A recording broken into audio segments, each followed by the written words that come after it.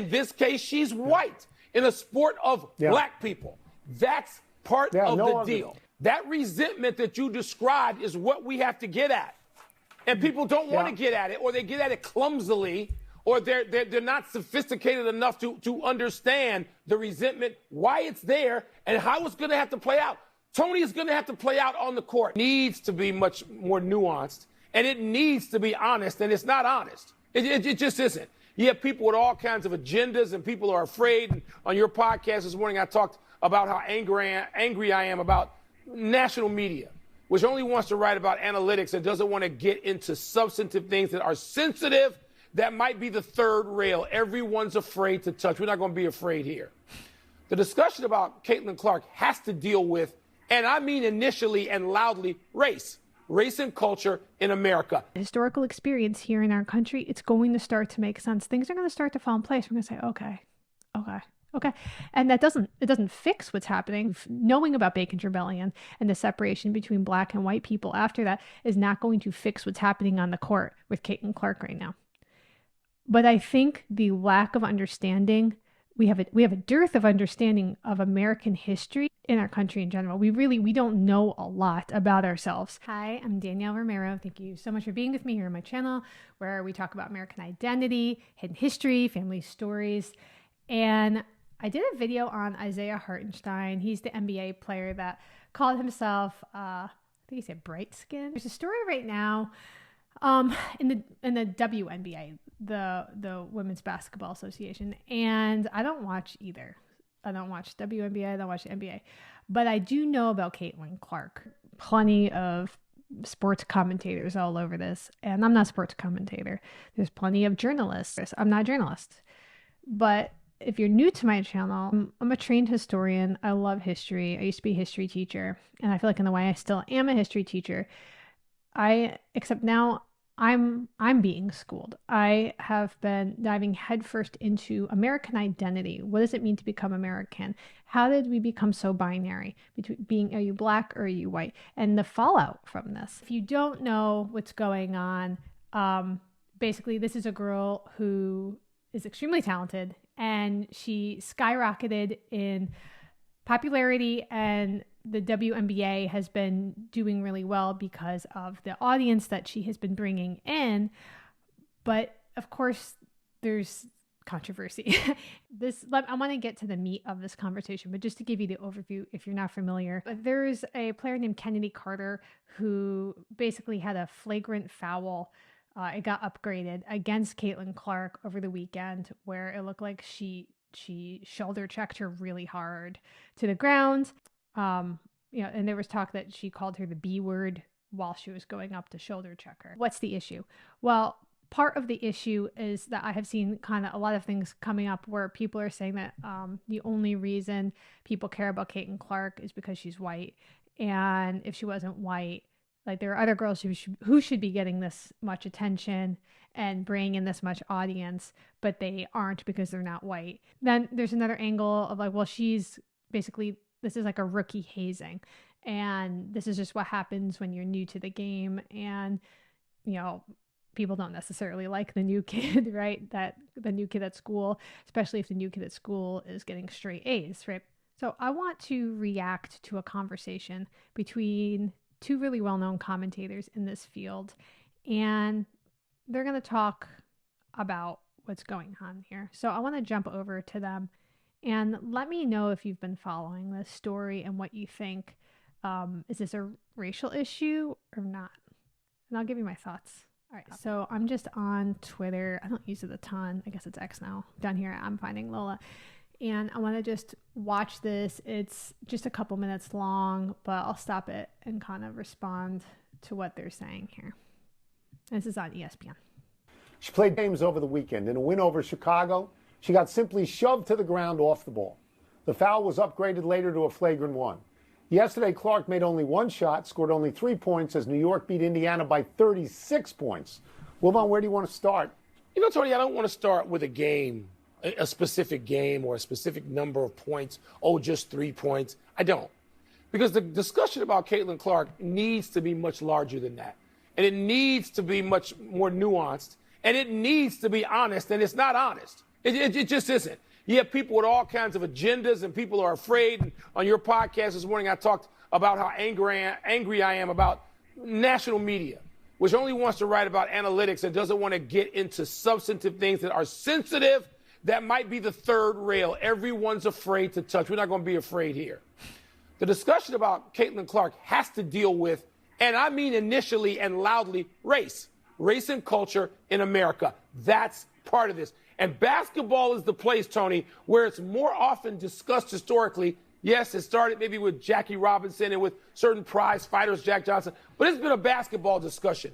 When it was about Larry Bird and Magic Johnson and the sort of enemies they were before they became deep and abiding their friendship. But I mean, I remember with Spike Lee, an important part of his movie making dealt with Bird and dealt with a white star basketball player in America, because there ain't one on the male side. It's Caitlin Clark. And it's okay for people to admit that they identify with some. I identify with people, maybe part of why I identify with Edmonton, or people like Evander Kane and Darnell Nurse, who are people of color. And so it's okay to identify that. You're not going to find that white American star in men's basketball. Caitlin Clark is that. And she brings people into the tent because she's great and she's unique. In this case, she's white in a sport of black people.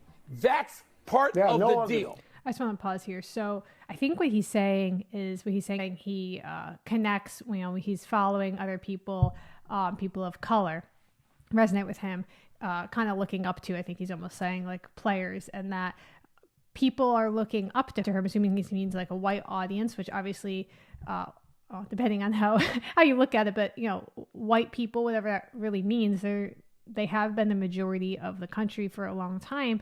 It almost reminds me of like when people say they need to be represented, right? We want to be represented in the media. We want to be represented in toys and things like that. And so I think he's saying that there's this angle of representation that is resonating with the audience in a unique way. He seems like a straight shooter. I like it. But I want to let them finish up a little bit. So here's the thing. I've watched, I think, part of or all of almost every game she has played in the WNBA. I watched both games over the weekend. She is being deliberately hit, and let me stress, deliberately. It's a little bit more dangerous, a little bit more sinister than just a hard welcome to a new league. It appears that the intent sometimes is to injure her. And what's particularly disconcerting is when somebody who knocks her down is welcomed back by her teammates saying, congratulated, basically. It leads to two conclusions, Mike. One is the Indiana teammates, when are they going to stand up for Caitlin Clark? Because they have not done that yet. When are they going to do that? Or else they're saying to Caitlin Clark, we don't have your back. And if they don't have her back physically, why is she playing on that team? And two, is there a living, breathing commissioner in the WNBA? Because if there is, that person has to say to all the players in the WNBA and all the coaches in the WNBA, hey, we're not going to have this. This season cannot be the hazing of Caitlin Clark. And Mike, you and I both talked about this at length, and we understand why there's a lot of resentment of Caitlin Clark and how famous she is and how popular she is and how much money she makes off the court. Because everybody in the league wants that. Raise your hand. Everybody in the league wants that. But people in the league have to realize also that the eyeballs are on the league right now because of Caitlin Clark. So you can beat her in a game because you know what? She's not great now. She is not great now. You can tie her up in the game. That's fine. You just can't try to hurt her. But Tony, Tony, you're not going to legislate this. It's never legislated.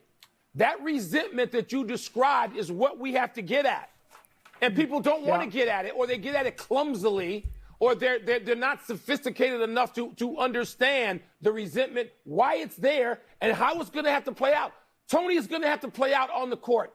There's no commissioner who's going to legislate that, the hard fouls, and if there is resentment and over what, there's going to have to be discussion. And there's not honest, candid discussion. So you know what? Not yet. We're going to have this. And I'm not for flagrant foul. Okay, you can call that. That's taken care of on the court. And her teammates, I hear you on all that. But just like Larry Bird was in it, and he had to navigate it, and it took like much of his career. And then it went away, didn't it? Because of what happened on the court organically. Well, why would there be tension here? Why would there be an issue here? And we have so many reasons for that. But I think one of the things I like to always point back to is one of the reasons why we have this black-white thing here in America. I did a video on this a couple months ago. It's because of Bacon's Rebellion. Bacon's Rebellion was such a unique, interesting time in colonial history. It was pre-American, pre-revolutionary history. It was the first time where black became a legal standing. Like, you aren't white, you are black. And there was this separation. The reason there was this separation was because, well, I guess you can go watch the video. But long story short is that you had people uniting as a lower class, not based on race, not based on ethnicity, but based on class. The lower class, the poor class, the indentured servants, these are people of all racial backgrounds, and they were unified together.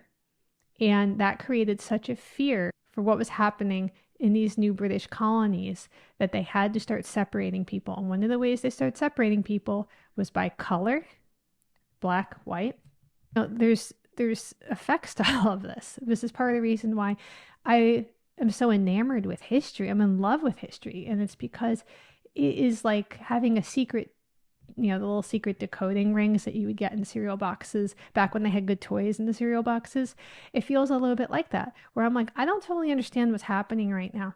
But if I go back and look at the historical experience here in our country, it's going to start to make sense. Things are going to start to fall in place. We're going to say, okay. And it doesn't fix what's happening. Knowing about Bacon's Rebellion and the separation between black and white people after that is not going to fix what's happening on the court with Caitlin Clark right now. But I think the lack of understanding, we have a dearth of understanding of American history in our country in general. We don't know a lot about ourselves. And I think that really shows in these situations where we kind of want to tiptoe around things. We want to make these broad sweeping things, but we need to look further back. We need to have a better understanding of the dynamics that our grandparents had with each other, our great-grandparents, our great-great-great-grandparents. These all affect where we are today. We need to be grounded in history. And so I really feel like here is a great opportunity to start having this conversation. I would be so happy if what's going on in the WNBA could kind of spark more people's interest in these race relation questions that we have, and why are we in the place where we're at? Well, there's reasons for it. And so let me know if you're a WNBA fan, if you have been following this or if you haven't, and what you think about the way the media has been framing this conversation, because I think the media is doing what the media does best, which is framing this in such a way that it's very divisive. And so I really thought that this conversation was really refreshing, and I really just appreciated the way that he said this. I really respected it. So let me know what you think about that. And if you'd like to watch the video on Isaiah Hartenstein, the NBA player who says that he's bright skinned, I will leave that link here below. Otherwise, we'll talk.